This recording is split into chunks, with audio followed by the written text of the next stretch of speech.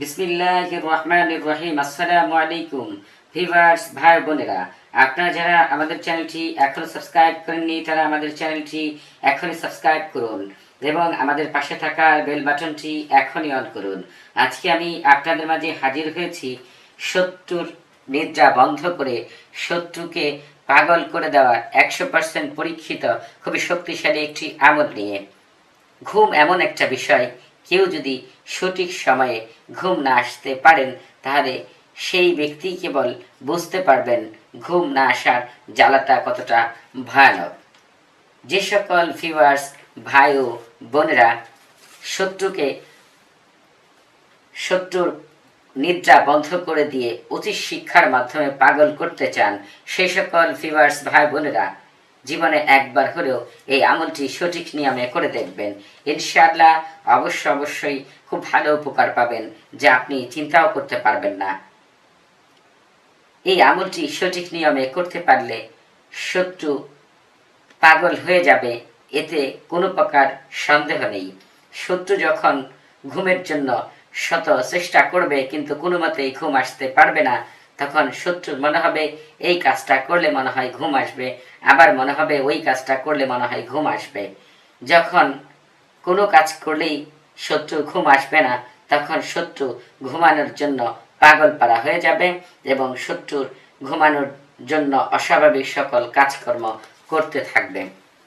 এতে পরিবারের সকল লোকজন এবং আশেপাশের সকল লোকজন দিনের পর দিন দেখে মনে করবে লোকটি মনে হয় পাগল হয়ে গেছে, কারণ সুস্থ মস্তিষ্কের মানুষ কখনো এমন কাজ কর্ম করতে পারে না। এই আমলটির সবচাইতে বড় গুণ হলো কোনো ডাক্তার, কোনো কবিরাজ এই ব্যক্তিকে কখনোই ভালো করতে পারবে না। কোনো শত্রু যদি শরীয়তের বাহিরে চলে যায়, তাকে বারবার বোঝানোর পরেও যদি সে ব্যক্তি শত্রুতা বন্ধ না করে, তাহলে তাকে ধ্বংস করা জায়েজ আছে, কিন্তু শত্রুকে মাফ করে দিতে পারলে উত্তম। আপনারা একটু লক্ষ্য রাখবেন, শত্রুকে যখন আর মাফ করা যায় না, তখন আপনারা শত্রুর বিরুদ্ধে এই আমলটি করবেন। আর আপনারা ছোটখাটো কোনো শত্রুর বিরুদ্ধে এই আমলটি করবেন না। কিভাবে আপনারা আমলটি করবেন আমি আপনাদের দেখিয়ে দিচ্ছি। আপনারা একটু ভালো করে লক্ষ্য করুন।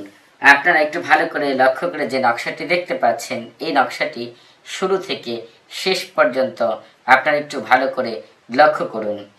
এই নকশাটি আমি যেভাবে লিখেছি আপনারা শুরু থেকে শেষ পর্যন্ত ঠিক একইভাবে লিখবেন। আপনারা এই আমলটি শুরু করবেন আরবি মাসের শেষ শনিবার অথবা মঙ্গলবার। আপনারা এই নকশাটি অবশ্যই জাফরান কালি দ্বারা লিখবেন অথবা ডুমুর গাছের রস দ্বারা এই নকশাটি লিখবেন। আপনারা যারা লম্বা তারা দরজার উপর বসে এই নকশাটি শনিবার সকাল 9টা থেকে 12টার মধ্যে লিখবেন। আপনারা যারা খাটু তারা মঙ্গলবার রাতে লিখবেন।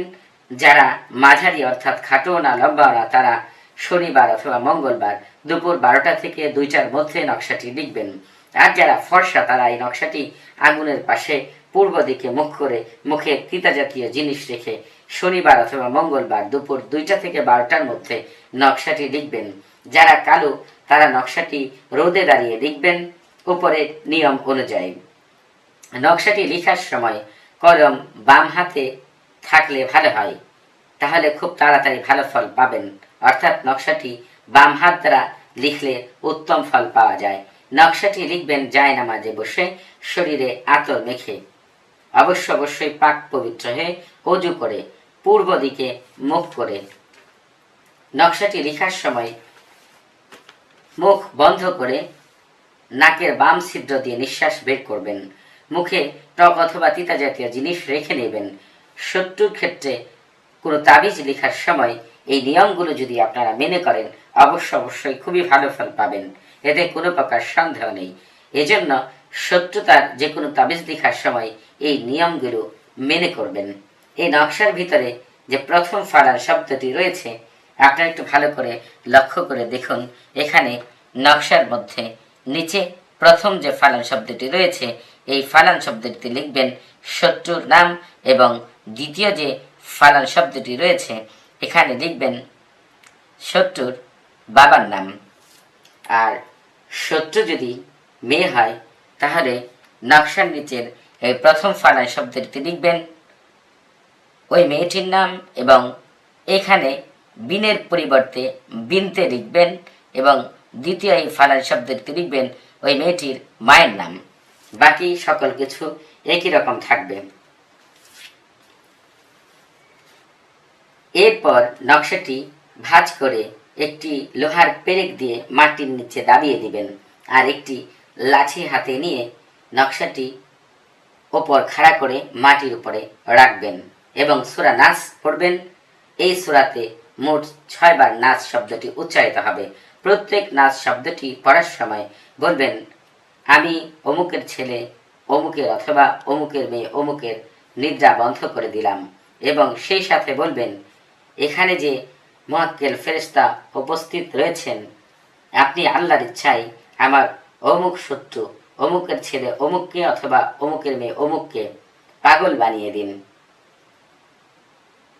এইভাবে আপনারা আমলটা সঠিক নিয়মে করবেন। এভাবে লাঠিটি মাটি থেকে নিচের দিকে গেড়ে দেওয়া শেষ হলে নিচের যে আয়াতটি আপনারা একটু লক্ষ্য করবেন, এখানে একটি আয়াত রয়েছে। এই আয়াতটি আপনারা হচ্ছে 101 বার পড়বেন আর প্রত্যেকবার লাঠিতে ফু দিবেন। আপনারা একটু আয়াতটি ভালো করে লক্ষ্য করবেন। আপনারা নিচে আমি আয়াতটি বাংলাতেও লিখে দিয়েছি, আপনারা একটু কষ্ট করে বাংলাতে মুখস্থ করে নেবেন।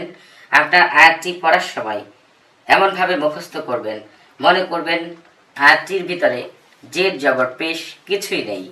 আপনার আয়াতটি এত আয়াতটা আছে আপনি দেখে জের জবর পেশ ছাড়া আয়াতটি খুব ভালো করে বুঝতে পারছেন। এজন্য নিচে আমি বাংলাতে লিখে দিয়েছি। আপনারা যদি আপনাদের সম্ভব হয় কোনো ফলের উপরে আপনারা যে দোয়াত শব্দটি দেখতে পাচ্ছেন এই দোয়াত শব্দটি 8 বার পড়ে ফু দিবেন এবং ফু দিয়ে বলবেন যে আমার অমুক শত্রু অমুকের ছেলে অমুক অথবা অমুকের মেয়ে অমুক যেন পাগল হয়ে যায়। আপনারা সেই ফলটি আপনাদের শত্রুদের খাওয়াবেন। যারা আপনারা এই ফল খাওয়াতে পারবেন না তারা আপনার এই আমলটি একই নিয়মে করবেন, ফল না খাওয়াতে পারলেও চলবে। 3 দিন পর লাঠিটি ও নকশাটি উঠিয়ে ফেলবেন। উঠানোর সময় সূরা নাস পড়বেন। আবার 3 দিন পরে এই আমলটি করবেন। এভাবে কয়েকদিন করলে শত্রুর নিদ্রা বন্ধ হয়ে যাবে এবং শত্রু পাগল হয়ে যাবে, এতে কোনো প্রকার সন্দেহ নেই। যারা দোয়াত শব্দটির আমল করতে পারবেন তারা খুব তাড়াতাড়ি ফল পেয়ে যাবেন। 2-1 সপ্তাহ সময় লাগতে পারে, কিন্তু যারা ফলটি খাওয়াতে পারবেন না, শত্রু দূরে থাকে বা খাওয়ানো সম্ভব হবে না, তাদের হয়তোবা 2 থেকে 3 সপ্তাহ সময় লাগতে পারে।